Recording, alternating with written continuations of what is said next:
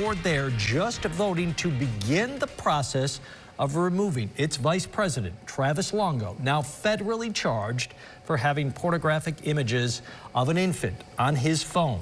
News Channel 9 senior reporter Andrew Donovan live in Cazenovia with all the developments. Andrew, fill us in here. I assume Longo did not resign. Well, Jeff, that is a development right now, that the school district clarifying that Longo has not resigned. That was not made obvious to this crowd of about 100 people when the board took its very brief votes about an hour ago. But in conversations with me since, the superintendent's office confirms that Longo did not resign. But the board walked out of this meeting after I said only a couple minutes.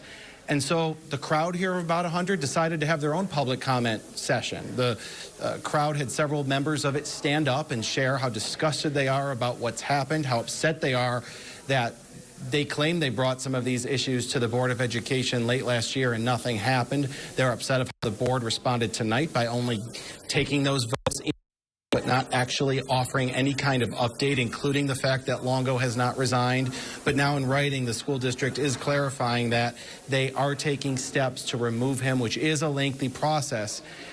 This all comes as those federal court documents were available for the first time today. Longo arraigned on Saturday, but the documents available today, and we aren't even able to quote from them. They're so disturbing. And a warning, what we can report is also disturbing. After getting out from his first arrest Thursday, federal agents brought 46-year-old Travis Longo back to the Madison County Jail on Saturday on their own charges against the Cazenovia School Board's vice president. Court documents obtained by News Channel 9 detail the gruesome nature of the images investigators say they found on his phone. At least 4 explicit photos and videos of children, including infants, some sent within the last 2 weeks. Longo's iPhone taken by state troopers during his initial arrest. Those first charges of endangering the welfare of a child for what police say, what he was communicating to a minor. The federal allegations are for the images found, sent to him by others.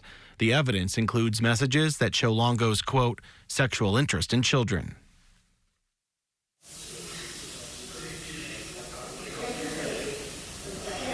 There's just so much information coming at the Cazenovia community tonight. Not only all of that information in the court documents, not only this update that Longo did not resign and the board is working to remove him, but also the emotion that they're feeling that their school district might have been led by a man, led in part as a member of the board by a man who's accused of such horrendous things. And I am able to clarify a little more of what happens next. There will be a hearing conducted in which Longo would be asked to participate, but with him in jail, it's not clear how he might do that. But after 10 days from the charges being filed today, there will be a hearing, and then the process will continue. Jeff, we know that Longo is in the Madison County Jail still tonight. Some of the crowd here asked police officers who were here if they think he might get out of jail. We know that there is a court hearing virtually tomorrow where Longo might ask to get out of jail, but of course that's up to a judge to set bail or make that determination. So it's not clear if that will happen. He's there at least for tonight, Jeff. Andrew, thank you very much for the coverage here this evening. Of course, we'll continue to update this. We're trying to process all that's gone on at this meeting here for you. Of course, we'll have it for you online. We'll also have it for you at localsyr.com. Download the WSYR Plus app on your TV to stream News Channel 9 for free. Just go to your smart TV, search WSYR Plus in the App Store, and download to start streaming today.